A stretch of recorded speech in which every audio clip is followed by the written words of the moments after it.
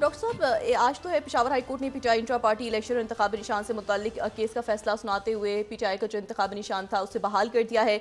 और दूसरी जानब इलेक्शन ट्रिब्यूनल ने लाहौर के बाद मियांवाली से बीबानी पीटीआई को इलेक्शन लड़ने के लिए नाअहल करार दे दिया है। क्या कहेंगे? देखिए, बड़ी तेज़ी के साथ फैसले आ रहे हैं, क्योंकि उसकी वजह ये कि ये अपीलों के और इलेक्शन कमीशन के और निशानात के चूँकि आखिरी दिन थे सारे, तो अब जाहिर है कि बहुत सारी बातें सामने आ रही हैं और इलेक्शंस की तरफ मुल्क जा रहा है। और ये मेरा ख्याल से बड़ा अच्छा फैसला आया कि बल्ले का निशान मिला, वरना तो वो कन्फ्यूजन बरकरार रहता। पीटीआई के लिए बड़ी अच्छी बात है ये। और उसमें अब ये है कि मतलब अब मैदान सजेगा।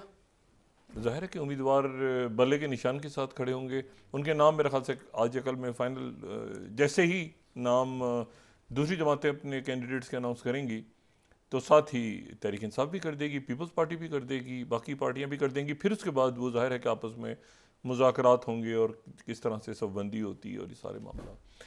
और वही बात दोबारा कहूँगा कि सियासी जमातों को अपने मंशूर के साथ, सॉलिड मंशूर के साथ सामने आना चाहिए और लोगों को भी मंशूर की बुनियाद पे, शख्सियात को छोड़ के मंशूर की बुनियाद पे, इसको छोड़ ये जो बात होती है ना कि खंबा भी खड़ा कर दें, और ये ठीक है, लोग बात अपनी जगह उसके नाम पे खंबा भी खड़ा, ऐसे ये इंसान की तौहीन है, इंसानों के शऊर की तौहीन है होती है ये जुमला।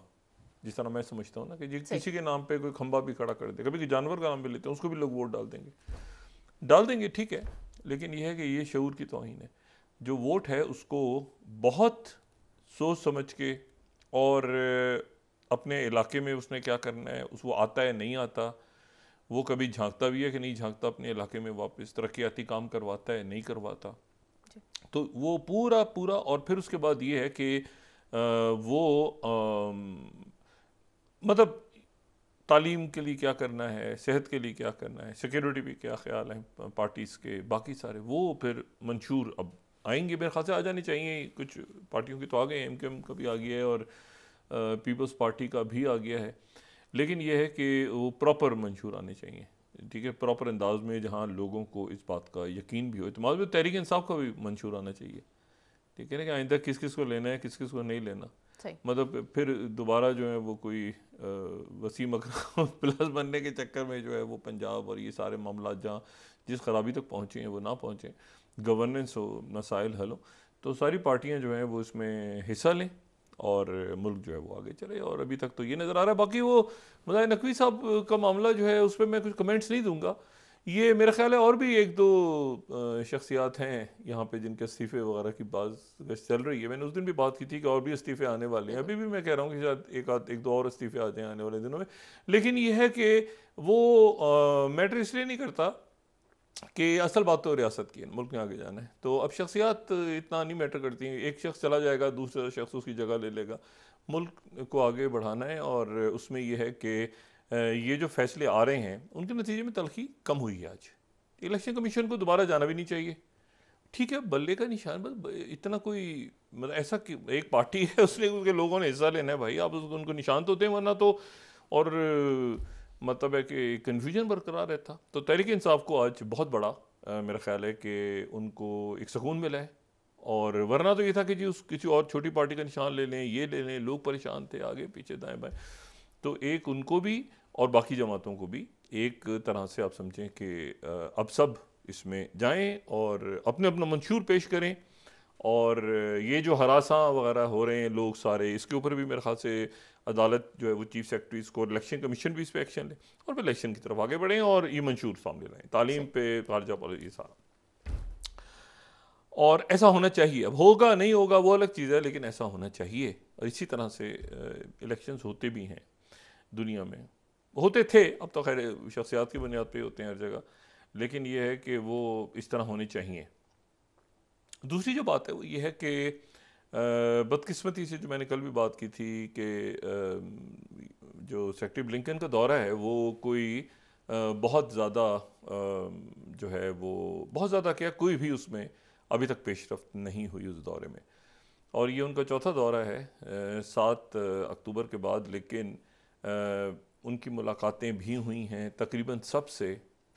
उनका दौरा शुरू हुआ था हम जानते हैं तुर्की से, और तुर्की के बाद यूनान से वो फिर उसके बाद मुत्तहदा अरब अमारात, सऊदी अरेबिया, कतर, वहाँ सारा कर करते। लेकिन यह है कि जो इसराइल में उनका मामला कल ख़राब हुआ है और इसराइल में बात नहीं बनी, और सारी बातें तो हो गई, लेकिन एक लफ्ज़ जो है वो उनके एक ख़ास लफ्ज़ उनकी ज़बान से अदा नहीं हो सका, और वह है सीज़ फायर। दुनिया जिसको सुनना चाह रही है, तो सीज़ फायर का लफ्ज़ जो है उनकी ज़बान से इस्तेमाल नहीं निकला। लेकिन उसके साथ ही वो ये भी जानते हैं कि इस दौरे से अगर वो वापस जाते हैं कुछ भी हासिल किए बगैर, तो पीछे फिर जो ख़ित्ता है और दुनिया है वो बड़े शोलों की लपेट में आ जाएगा। तो कोई ना कोई इसमें पेशरफ्त होना ज़रूरी है।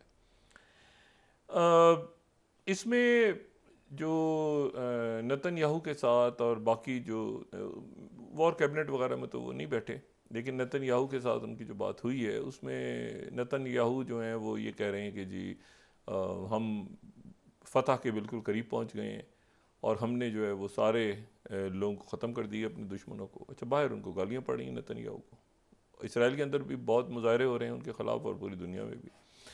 लेकिन ये है कि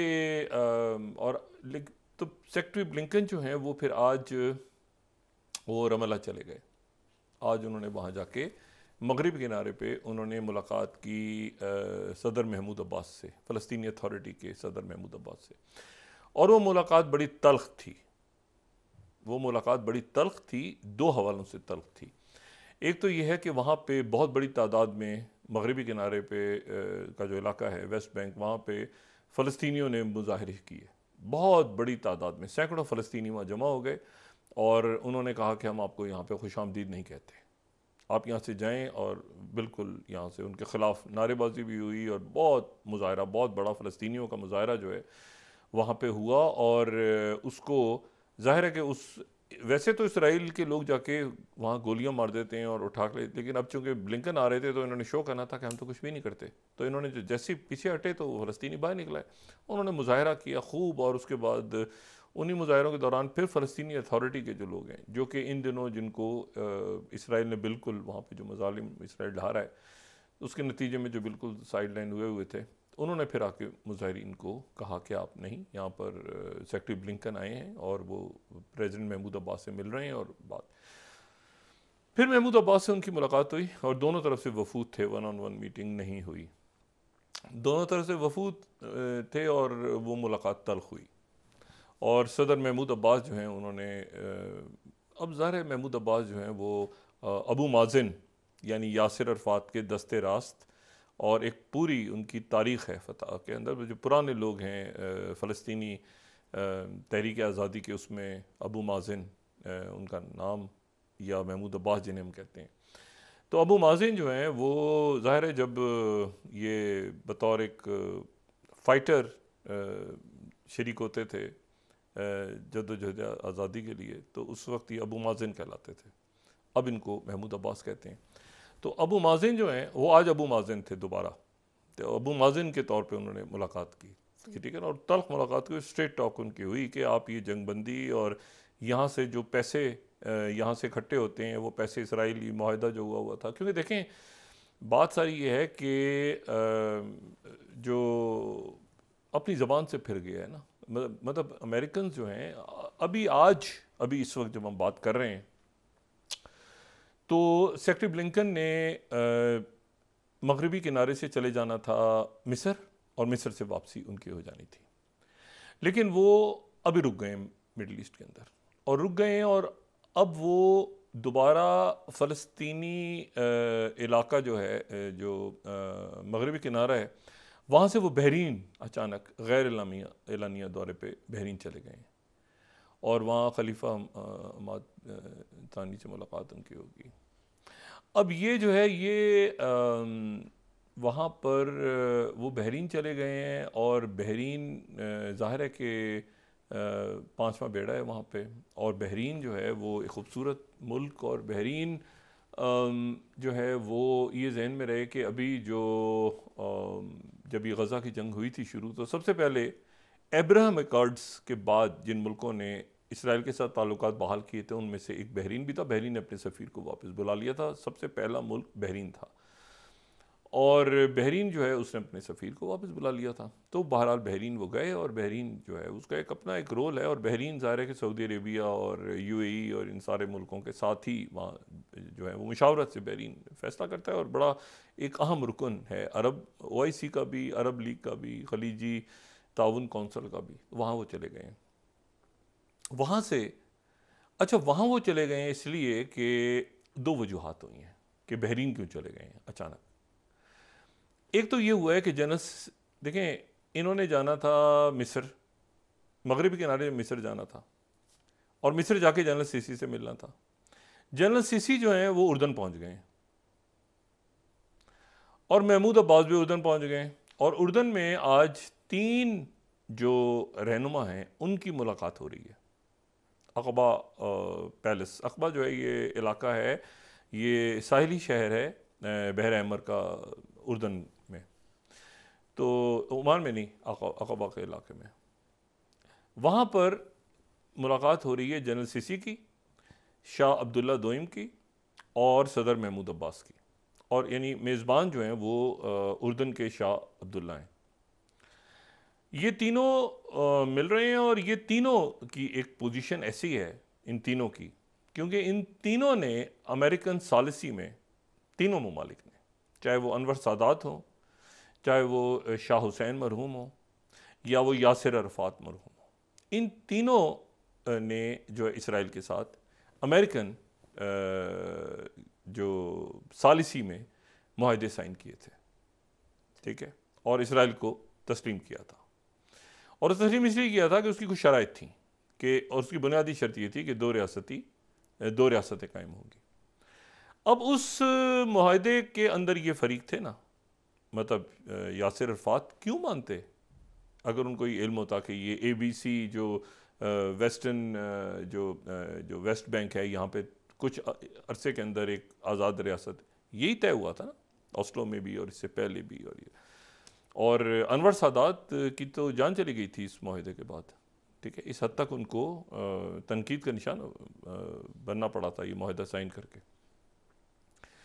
और शाह हुसैन जो हैं वो ज़ाहिर उर्दन जो है उसने सारा ये जो भी फ़लस्तीन के अंदर जंगें होती रही हैं फ़लस्तीनियों की, इसराइल के साथ हमले आगे पीछे, उर्दन ने भी बहुत इस पे बर्दाश्त किया है। यानी उर्दन एक होता है ना कि एक मुल्क खड़ा होता है, जैसे लेबनान है, ये मुल्क जो है ना, जो इसराइल के आसपास सारे मुल्क जो है ना, मैं इसमें गज़ा और इससे हट के बात कर रहा हूँ, वेस्ट बैंक से, वो ख़ुद स्टेबलाइज नहीं हो सके ये इसराइल की वजह से, कि जी फसाद कोई मसला हल हो तो कभी वो दो रियासती सोल्यूशन, कभी उनके जो कैंप्स हैं, फिर उसमें फ़लस्तीनी हैं, फिर उनका स्टेटस क्या है, फिर उनके पैसे कैसे मिलेंगे, जॉब्स कैसे होंगी, ये कैसे, तो एक बहुत, अब इस मरले पे जाके तो जो है वो जनरल सीसी जो हैं वो अभी इजिप्ट में नहीं है, वो इस वक्त जब हम भी बात कर रहे हैं तो वो जॉर्डन आ गए।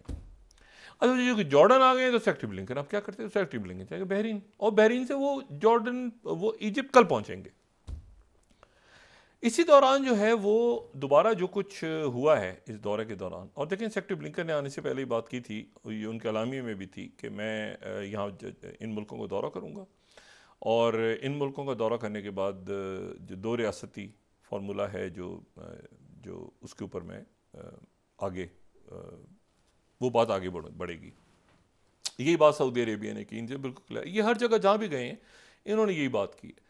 तैयब अर्दगन जो हैं उन्होंने तो, बल्कि आज वहाँ पर एक कॉन्फ्रेंस हो रही थी, तैयब अर्दगन ने कहा कि हम, अच्छा एक बात बड़ी, तैयब अर्दगन जो है उन्होंने कहा मज़ीद मोसाद के लोग पकड़ेंगे, अभी मज़ीद मोसाद के लोग पकड़ेंगे। इसराइली जो हैं वो टर्की के भी तो कब्ज़े में है ना, टर्की में तो पकड़ लिया है। अब इसराइल देखें, कुछ लोग तो उधर है ना, जो जासूसी में पकड़े हैं मोसाद के लोग, वो तो टर्की के पास है ना, तो टर्की से अब डायलॉग अगले उस पर, क्या टर्की से डायलॉग नहीं करना पड़ेगा इसराइल को कि ये हमारे लोग तुम्हारे यहाँ जासूसी क्या करने के लिए क्या मौजूद है मोसाद वाले। तो इसराइल इस वक्त काफ़ी ज़्यादा जो है वो एक प्रॉब्लम्स में फंसा हुआ है।